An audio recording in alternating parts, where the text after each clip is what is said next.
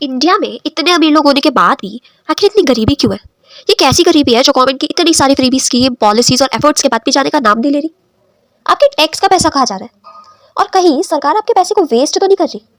आपके ऐसे ही तमाम सवालों के जवाब हमें मिलते हैं हमारे बजट में। Schools for Rising India (PM Shri) are delivering quality teaching and nurturing holistic and well-rounded individuals. The Skill India mission has trained 1.4 budget, जिसको संविधान में एनुअल फाइनेंशियल स्टेटमेंट के नाम से दर्शाया गया है, वो जनरली हमें 3 बातें बताता है। भारत आने वाले साल में कितना पैसा कमाने वाला है, कितना पैसा खर्च करने वाला है, और आगे आने वाले साल में हमारे क्या क्या ऑब्जेक्टिव्स रहेंगे, क्या क्या गोल्स रहेंगे, क्या क्या फोकस रहेगा। जनरली आम जनता को बजट बहुत ज़्यादा कॉम्प्लिकेटेड लगता है, इसलिए कोई उसके बारे में जानना ही नहीं चाहता।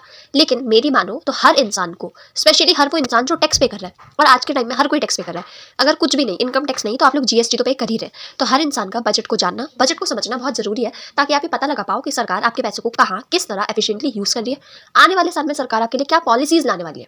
इसके अलावा आपका ये जानना भी बहुत जरूरी है कि आने वाले साल में आपका देश तरक्की की तरफ और कैसे बढ़ने वाला है, किन दिशा निर्देशों पे वो काम करने वाला है। आज इस वीडियो में मैं आपके लिए ये सारी चीज़ें सिंप्लीफाई करके लाने वाली हूँ। इस वीडियो पे हम बजट के प्रोसीजर, बजट के बेसिक फंडामेंटल्स का क्रक्स डिटेल में डिस्कस करेंगे। आने वाली वीडियोस में मैं आपको बताऊंगी 2024 के बजट के मेजर पॉइंट्स, क्या क्या चेंजेस आए हैं, क्या क्या पॉलिसीज आई है। तो दोनों वीडियो को जरूर देखें।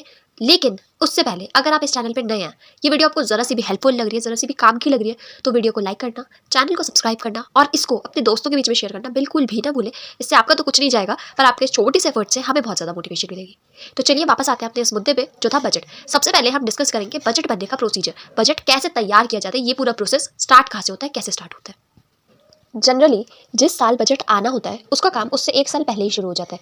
यानी कि अगर बजट 1 फरवरी 2024 को आ रहा है तो उससे रिलेटेड सारे काम 2023 के अगस्त में ही शुरू हो जाएंगे।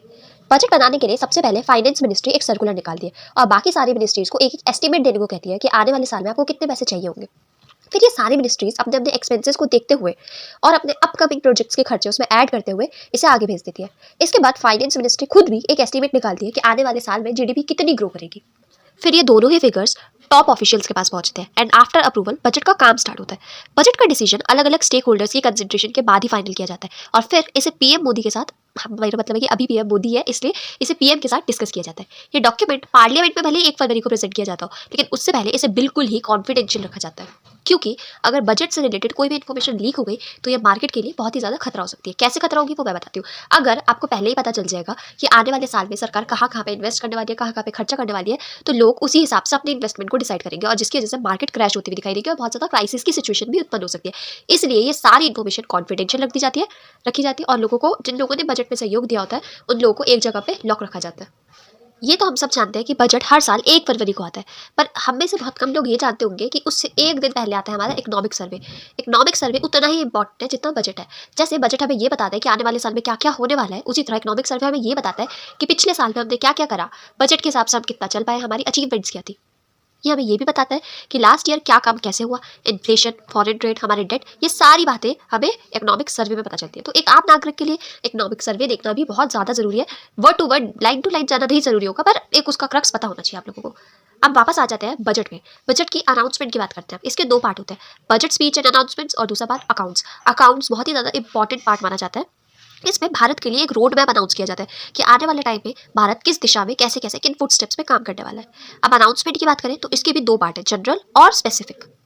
वीडियो की शुरुआत में मैंने आपसे 3 सवाल पूछे थे। इन तीनों सवाल का जवाब हमें मिलता है अकाउंट सेक्शन में। भारत कहाँ से पैसा कमाने वाला है, कितना पैसा कमाने वाला है, कितना पैसा खर्च करने वाला है और आने वाले साल में उनका ऑब्जेक्टिव, फोकस, गोल्स, ये तीनों सवालों के जवाब हमें मिलते हैं अकाउंट सेक्शन में। इसीलिए इस सेक्शन में लोगों की सबसे ज़्यादा नजर होती है। इस सेक्शन के भी 3 पार्ट होते हैं, रिसीट बजट, एक्सपेंडिचर बजट और demand for grant of central government. ठीक है, रिसीट बजट और एक्सपेंडिचर बजट को अगर मैं आपको शॉर्ट में बताने की कोशिश करूँ तो रिसीट बजट बताता है कि आने वाले साल में कहाँ कहाँ से पैसा आने वाला है। अब इसके भी 2 पार्ट होते हैं, कैपिटल रिसीट और रिवेन्यू रिसीट। कैपिटल रिसीट वो होता है जो एक बार में लमसम अमाउंट आ जाती है पर रिकरिंग नेचर की नहीं होती। वहीं रिवेन्यू रिसीट वो होती है जो रिकरिंग नेचर की होती है। जैसे कि अगर हमें टैक्स मिलता है तो वो रिकरिंग नेचर के होता है, मतलब वो हमें हर साल मिलने ही मिलने हैं। लेकिन जो हमारे लोन्स होते हैं वो रिकरिंग नेचर के नहीं होते, वो हमें कभी हम लेंगे, लेकिन ऐसा नहीं है वो हम हर महीने लेने वाले।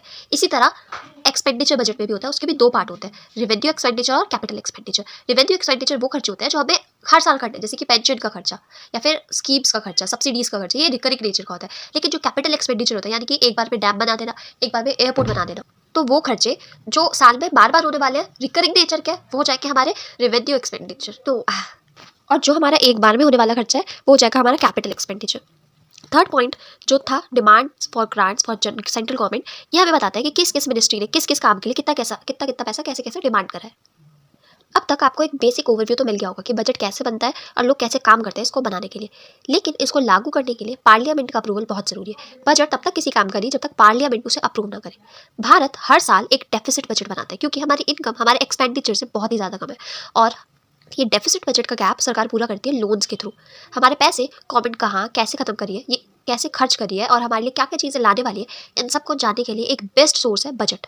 जनरली हमारी गवर्नमेंट कैपिटल एक्सपेंडिचर में बहुत ज़्यादा ध्यान देती है क्योंकि इसका आने वाले समय में हमें बहुत ज़्यादा लॉन्ग टर्म रिटर्न मिलने वाला होता है। हमें सब्सिडीज़ का भले ही कोई फायदा ना मिले, सब्सिडीज़ देने का कोई फायदा नहीं मिलेगा, पेंशन देने का कोई फायदा नहीं मिलेगा, लेकिन जो हम कैपिटल एक्सपेंडिचर कर रहे हैं उसका फायदा हमें मिलने की पूरी पूरी संभावना होती है, वो भी लॉन्ग टर्म फायदा।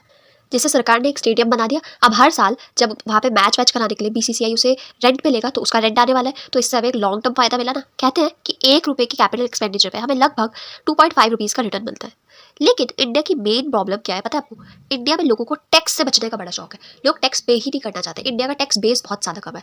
जहाँ इंडिया का टैक्स बेस सिर्फ 2% है, वहीं चाइना का टैक्स बेस 15% है और अमेरिका का 80%। हम लोग ये तो चाहते हैं कि हम अमेरिका और चाइना जितना डेवलप हो जाए, लेकिन उसमें बिल्कुल भी कॉन्ट्रीब्यूट नहीं करना चाहते। इंडिया में लोगों ने ये बिल्कुल मान लिया है, ठान रखा है कि देश के डेवलपमेंट की, ग्रोथ की और सारी जिम्मेदारी सिर्फ सरकार की है।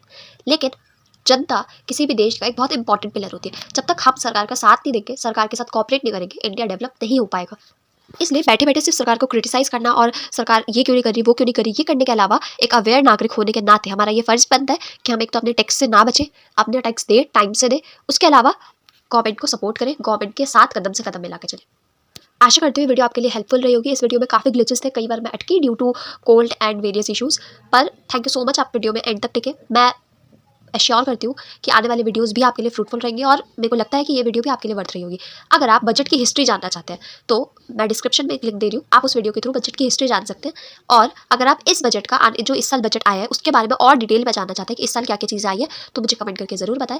इस साल निर्मला सीतारमण जी ने इंटीरियर बजट पेश किया है। हर साल पिछले साल फुल बजट आया था, लेकिन जो इलेक्शन ईयर होता है उसमें इंटीरियर बजट आता है। अगर आपको जानना है कि इंटीरियर बजट और फुल बजट ये सब क्या होता है, तो वो भी आपको उसी वीडियो में मिल जाएगा, जिसका लिंक मैं डिस्क्रिप्शन में देने वाली हूँ। आज के लिए इतना ही। See you in the next video. Thank you. जय हिंद।